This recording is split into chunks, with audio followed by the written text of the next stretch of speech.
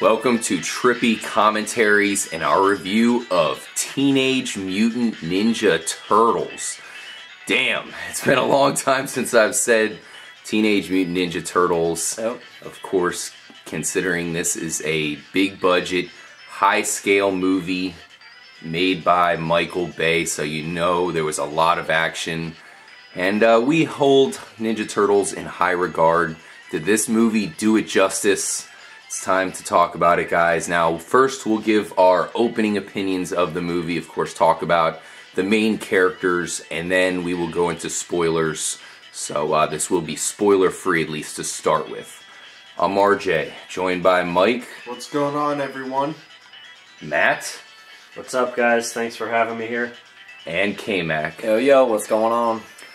Alright guys, let's just go ahead and start off with it. We're huge Ninja Turtle fans, so we watched all the cartoons, all the movies. Yep. The first movie we think was pretty good, second was okay, third was terrible.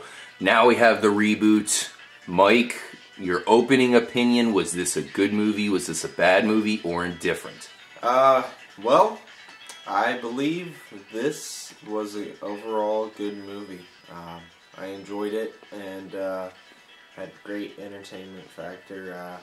Went with a young child, and it went well, and he enjoyed it quite. You had a fun time? So yeah, cool, man. It was awesome. I can imagine that would definitely make it even better to have a kid who's freaking into everything that's going on screen. Yes. I thought it did the series justice for sure. It was pretty good. It felt a little bit rushed here, and there was a lack of character development from this guy right here, Shredder, Oroku Saki, who, that's one of my favorite characters in any kind of series of all time. Epic villain here, to say the least. He was pretty cool in this movie, a great design as you just saw it. I thought that was the glaring weakness of the movie, was just lack of some character development here.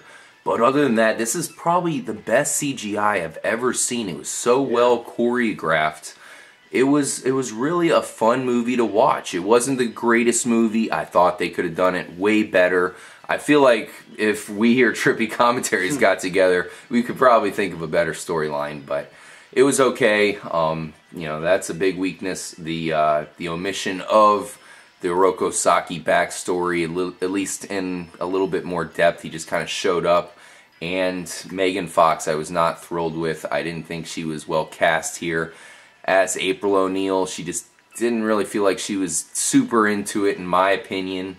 Kyle, what do you think about this version of Teenage Mutant Ninja Turtles? Well, I mean, this was an entertaining movie. I enjoyed watching it. Yeah, we can nitpick about little things. I felt that I agree with you what you said there about, you know, pretty much the storyline. Definitely felt rushed through. It was an hour and 40 minutes. I felt if they would have made it like maybe 2 hours of 15, 2.5 hour type movie, it could have really explained exactly. I mean, that's what they want out of this. This is would have been deserving. It's obviously going to be a a multi-series movie. There's probably going to be maybe 3 of them. There's definitely probably going to be a second one here, a sequel. So I felt it was a good, entertaining movie, but I didn't feel it was kind of that epic level that I enjoyed from the remake of the Batman movies. Okay, what about you, Matt? What do you think? Well, I'm agreeing with a lot of what you guys just said. I really liked the CGI, like you were talking about. Yeah, awesome. And also the Turtles, they had some personalities that really seemed to match who they were, so I thought that was really cool. Yep. And they each had their own little look, which was awesome, man. They were very unique, and overall, very entertaining movie. I had a couple gripes about it as well, in terms of the storyline and lack of character development in some part. What'd you think about April O'Neil? Well, she's obviously she's beautiful. Oh, yeah. And at the same time, I don't know that I enjoyed her acting as much as I would have somebody else possibly filling that role. Well, what I didn't like about it is they kind of this movie was based about her. Yeah, and then too much. That's the the actress you're going to use Yeah. for a big role. A starring role. Look, if you're going to base the movie around this girl, she needs to be pretty damn good. Yeah. And with all the CGI, you know, I understand it's probably hard to interact with and get true emotion out of it, but that's why you need to go for a big-time actress, and she's not. I mean, she was in the Transformers movie, like 2 of them, I think, or was it maybe only the first one? I gave up after the second. I only watched the first one, but, you know, credit to Michael Bay in this movie. He only destroyed part of one building. So, that's kind of a breakthrough. A lot of action. That's kind of a breakthrough for Michael Bay. Yeah, I definitely would recommend this movie, especially for you guys who are Ninja Turtle fans like we are. It's good to have them back in the limelight here. A huge movie. I would rank it about a 7.5, possibly up to an 8, due to its fun factor. 8. You know, it's a little bit rushed. We understand why. They probably should have taken a little bit more time with a few aspects, but the main positive about this movie is the Turtles were great. All of their characters were awesome. They had a lot to do with how they were back in the day with this guy here, Donatello. He was smart, but they took his nerdiness to another level. I felt like that was kind of cool because a lot of people can relate with that. The nerd, the techno guy who seems to always have the information. Did a great job with him.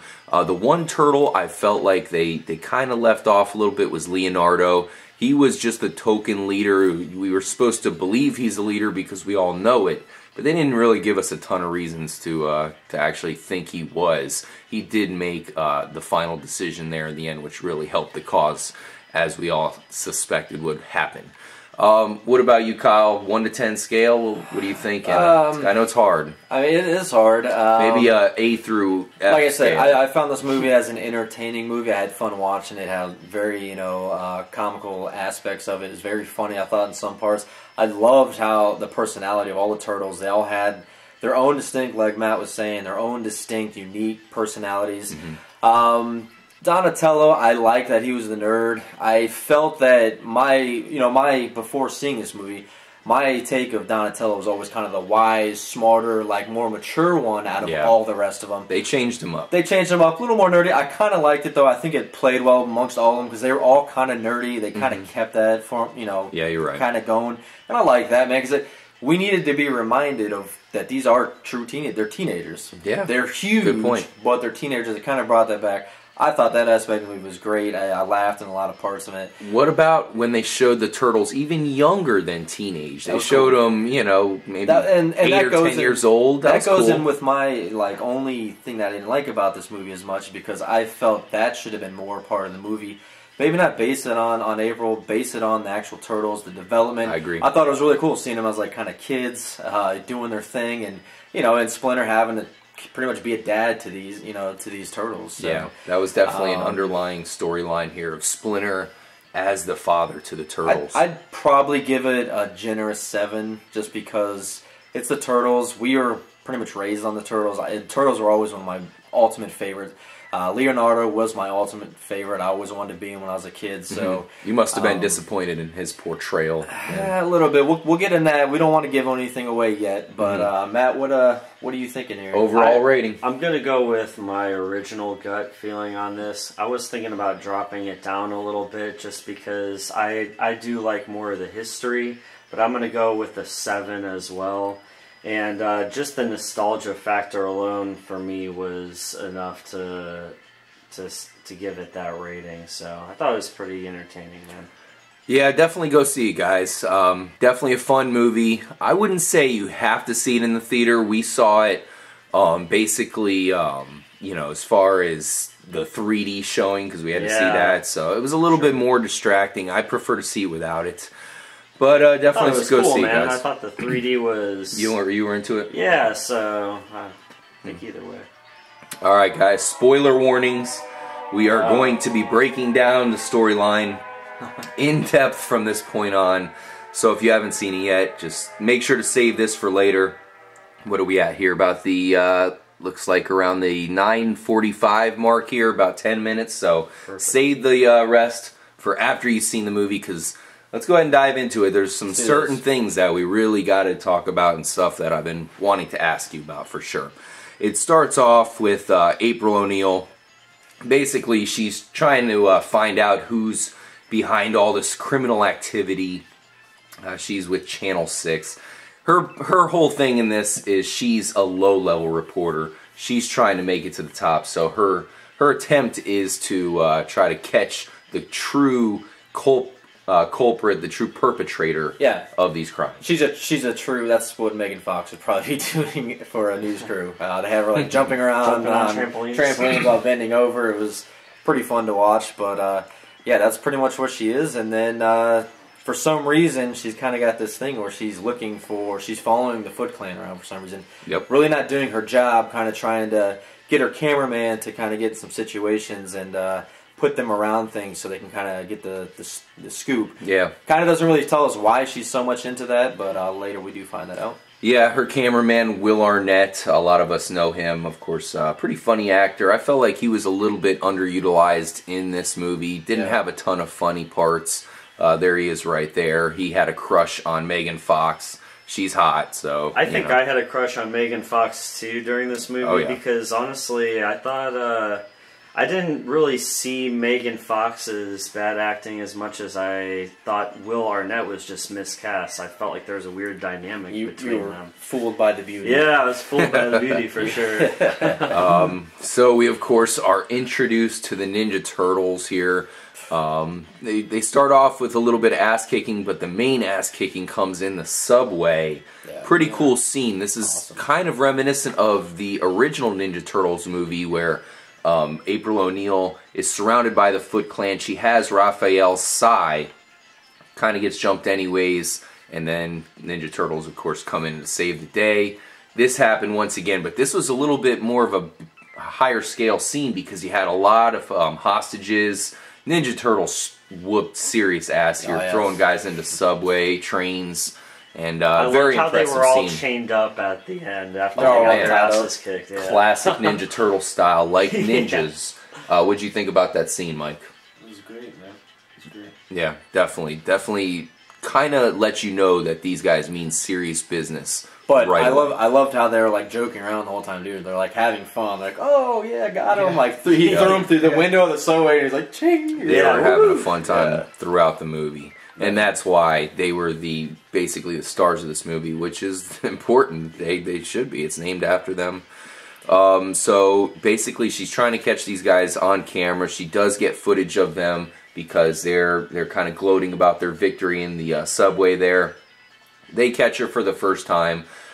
Splinter realizes Splinter knows who April O'Neil is because April O'Neil, I guess, was taking care of the Turtles as they were injected, they were experiments. So a lot came of that. They were basically lab pets. Yep, her father was a scientist. Yeah, Eric Sachs, the owner of the lab, or I guess, one of the main scientists, along with her father, burnt everything down. Later we find out killed her father. But basically she saves the turtles. So that's why she's involved with the turtles so much, is she was the one who raised them, actually filmed them, and gave them their names and all that good stuff. So that was pretty cool, I guess you could say. It's a different spin. Definitely different than what we saw before. And it worked out, I felt. It was a little bit too involving of April O'Neil, considering it was Megan Fox. I know we've said that a couple times, but it did work out.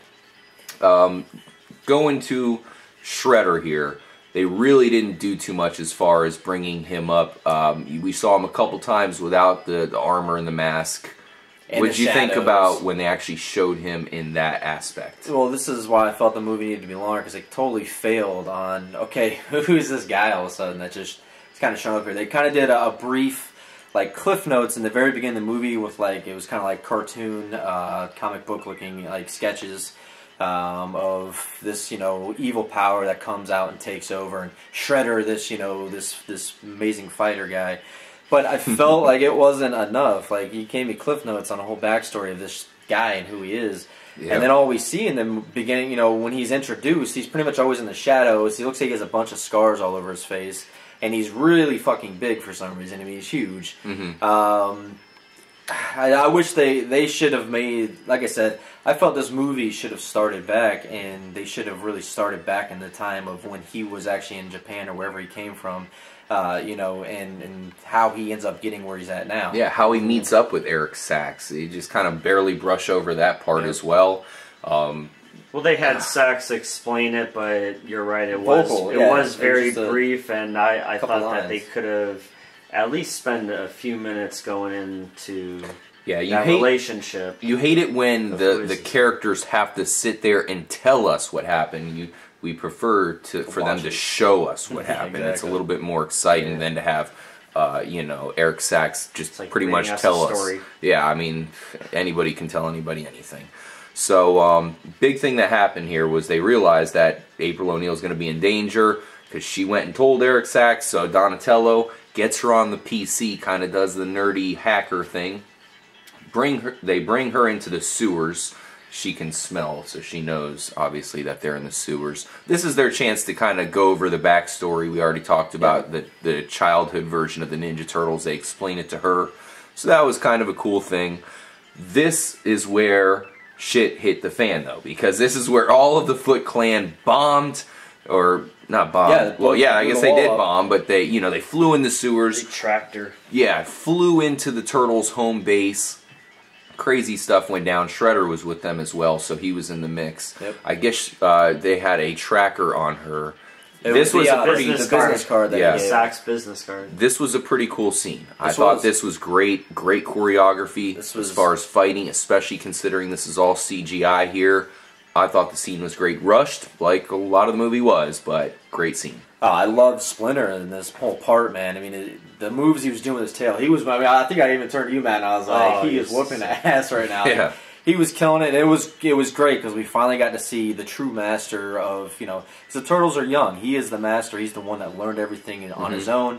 Apparently in the movie he finds a book and he's like, well, I need to have, you know, they need to have protection. They need to be able to protect themselves with their mind, with their fighting skills. Yeah.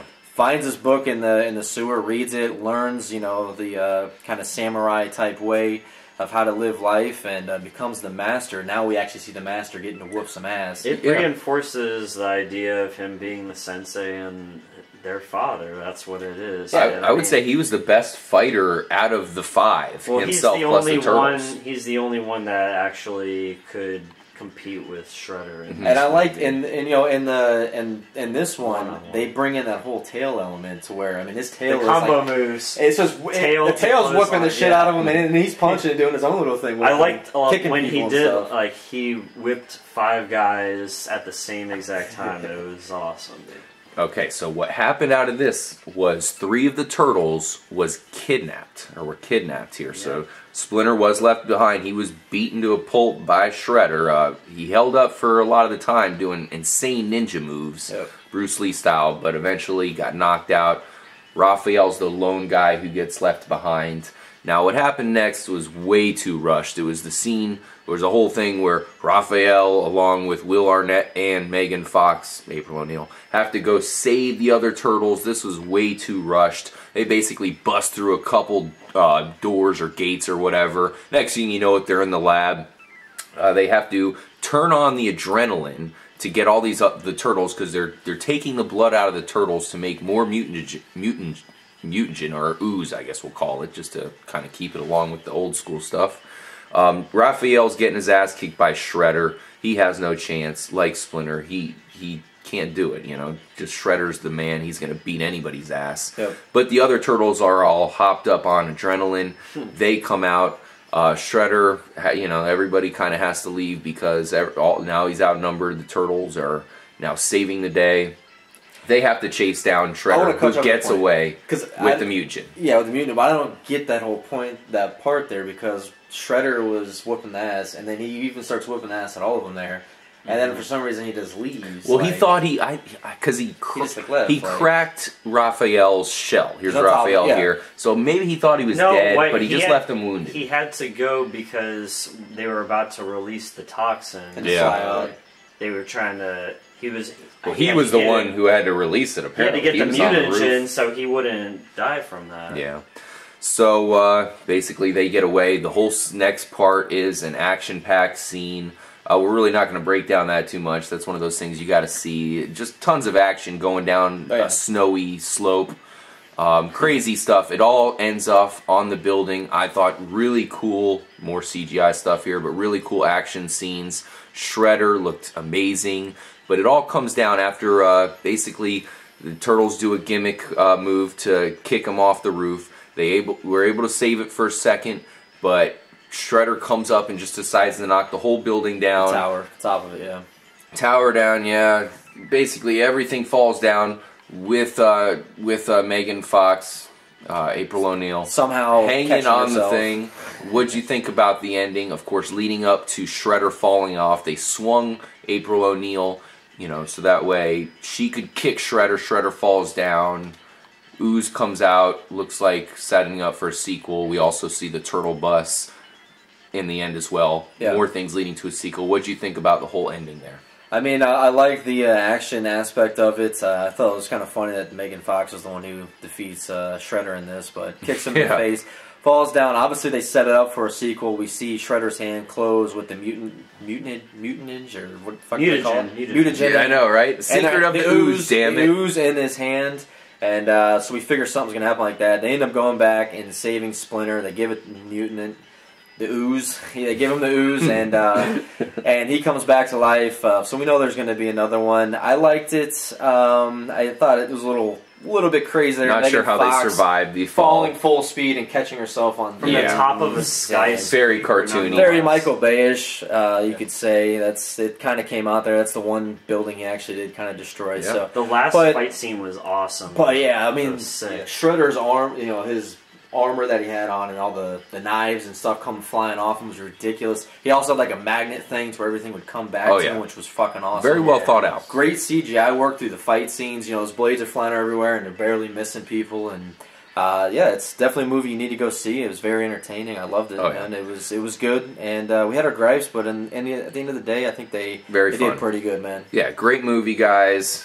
Definitely got to see it. It's Ninja Turtles, for fuck's sake. Yep. And now we have the same question we had last time they made the Ninja Turtle movies. Will we see Super Shredder in the next movie? Sure seemed like they gave us some clues that it could happen as well.